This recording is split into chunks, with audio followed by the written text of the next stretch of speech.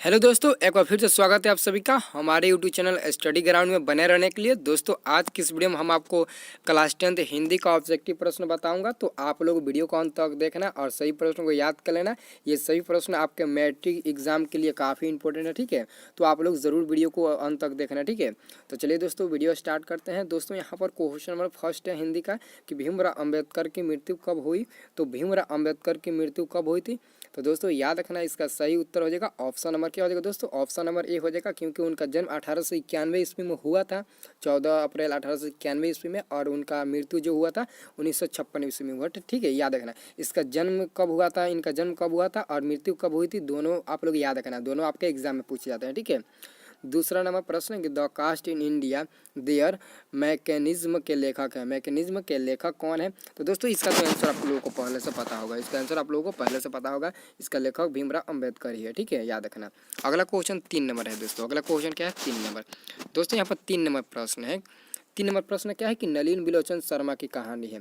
नलिन बिलोचन शर्मा की कहानी कौन सी है। तो दोस्तों याद रखना, नलिन बिलोचन शर्मा की कहानी ऑप्शन नंबर सी हो जाएगा, विष के दांत। विष के दांत नलिन बिलोचन शर्मा की कहानी है, ठीक है।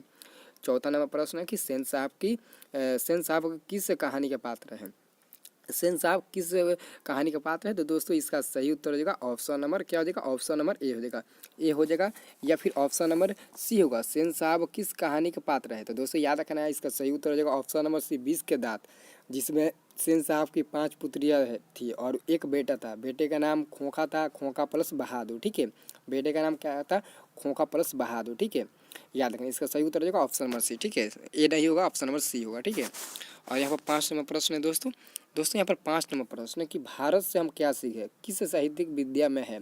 तो यह एक क्या है, तो यह एक भाषण है। क्या है, यह एक भाषण है। भारत से हम क्या सीखे, इसके लेखक तो मैक्स मुलर है, लेकिन यह क्या है, तो भाषण है। तो इसका सही उत्तर ऑप्शन नंबर क्या हो जाएगा, बी हो जाएगा, ठीक है। छठा नंबर प्रश्न कि कौन सी भाषा सभी भाषाओं में अग्रजा है। कौन सी भाषा सभी भाषाओं में अग्रजा है। तो याद रखना, इसका सही उत्तर क्या हो जाएगा दोस्तों। तो इसका सही उत्तर हो जाएगा ऑप्शन नंबर सी, संस्कृत सभी भाषाओं में अग्रजा, ठीक है। और 7 नंबर प्रश्न देखिए तो दोस्तों यहाँ पर 7 नंबर प्रश्न आपको देखना है, ठीक है। 7 नंबर प्रश्न है कि नाखून क्यों बढ़ते हैं। यह प्रश्न लेखक के समक्ष किसने मतलब कि लेखक के समक्ष किसने उप में किया, किसके उप में किया, ठीक है। तो इसका सही उत्तर क्या जाएगा, पत्नी के रूप में, मित्र के रूप में, छोटी बेटी के रूप में, या फिर नौकर के रूप में, ठीक है। इसका आंसर क्या हो जाएगा, ऑप्शन नंबर बी हो जाएगा, छोटी बेटी के रूप में, ठीक है। छोटी बेटी के रूप में ऑप्शन नंबर बी हो जाएगा, ठीक है। 8 नंबर प्रश्न कि नाखून मनुष्य का क्या था, प्राचीनतम हथियार या फिर मध्यकालीन हथियार। ये तो सबको मालूम होगा, नाखून मनुष्य का सबसे पुराना हथियार था, ठीक है। तो पुराना का मतलब क्या होगा, प्राचीन, ठीक है। तो इसका सही उत्तर क्या हो जाएगा, ऑप्शन नंबर क्या हो जाएगा, ये हो जाएगा, पुराना हथियार था मनुष्य का नाखून, ठीक है। याद रखना। अब क्वेश्चन हम आपको कितना नंबर बताएंगे, 9 नंबर, ठीक है। अब यहाँ पर हम आपको क्वेश्चन 9 नंबर बताएंगे, ठीक है। यहाँ पर 9 नंबर दोस्तों क्वेश्चन है 9 नंबर, ठीक है। कि उत्तर भारत के नागरी लिपि को हम किस नाम से जानते हैं। उत्तर भारत के नागरी लिपि को हम लोग किस नाम से जानते हैं। तो देवनागरी लिपि के नाम से जानते हैं, ऑप्शन नंबर ए हो जाएगा, ठीक है।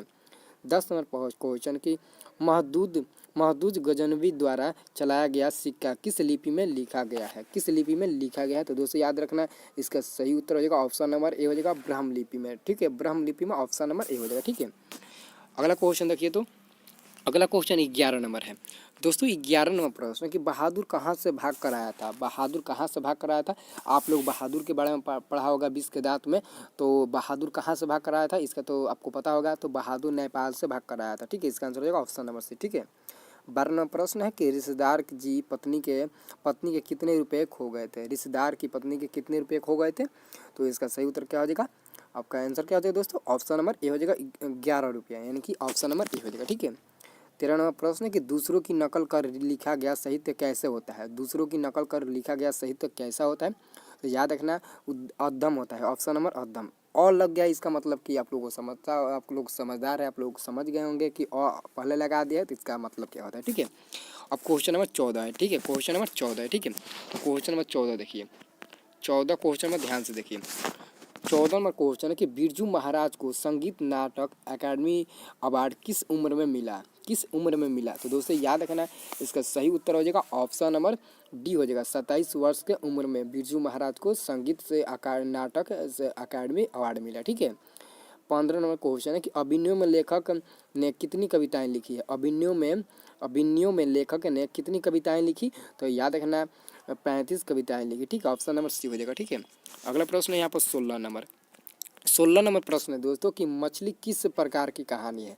मछली किस प्रकार की कहानी है, ऐतिहासिक, सामाजिक, व्यंग्यात्मक या फिर मनोवैज्ञानिक। तो इसका सही उत्तर क्या होगा दोस्तों, ऑप्शन नंबर क्या हो जाएगा, सी हो जाएगा, सामाजिक। मछली एक सामाजिक कहानी है। ठीक है, सामाजिक कहानी। अगर पूछ दे कि मछली क्या है, कहानी, निबंध, नाटक, भाषा, तो आप लोग कहानी माना, क्योंकि कहानी कह रहा है क्वेश्चन में। ठीक है, 17 नंबर प्रश्न है कि बिस्मिल्लाह खां के मामा का नाम था। बिस्मिल्लाह खां के मामा का क्या नाम था, तो याद रखना बिस्मिल्लाह खां के मामा का क्या नाम था, तो साथ ही Sadiq Hussain. Option number C हो जाएगा। ठीक है, 18 नंबर प्रश्न है कि भारतीय संस्कृति किसका प्रतीक है। भारतीय संस्कृति किसका प्रतीक है, इसका आंसर हो जाएगा एकता का, मानवता का, विविधता का, और ऑप्शन नंबर डी में है विभिन्न संस्कृतियों के समाजों का। तो इसका सही उत्तर हो जाएगा ऑप्शन नंबर डी ही होगा। ठीक है, ऑप्शन नंबर डी ही होगा। ठीक है, याद रखना। और अगला प्रश्न दोस्तों यहाँ पर अगला प्रश्न 19 नंबर है। 19 नंबर प्रश्न है कि गुरु नानक के अनुसार किसके बिना जन्म व्यर्थ है। गुरु नानक के अनुसार किसके बिना जन्म व्यर्थ है, तो याद रखना राम नाम के बिना जन्म व्यर्थ है गुरु नानक के अनुसार। ठीक है, आंसर हो जाएगा ऑप्शन नंबर डी। ठीक है, और अंतिम प्रश्न है कि गुरु नानक किस भक्ति धारा के कवि है। गुरु नानक किस भक्ति धारा के कवि है, तो याद रखना गुरु नानक निर्गुण भक्ति धारा के कवि है। ठीक है, इसका आंसर होगा ऑप्शन नंबर है। ठीक है दोस्तों, वीडियो अच्छी लगी तो लाइक कमेंट जरूर करना। जितने भी लोग वीडियो देख रहे हैं सभी लोग एक एक कमेंट और एक एक लाइक कर देना। अगर चैनल पर नए हो तो चैनल को सब्सक्राइब कर दो, क्योंकि इसके बाद जो वीडियो मिलेगा आपको मैथ का वायरल ऑब्जेक्टिव क्वेश्चन मिलेगा। बोर्ड के लिए काफ़ी इंपॉर्टेंट क्वेश्चन होगा। ठीक है, आप लोग ज़रूर वीडियो को देखना। ठीक है।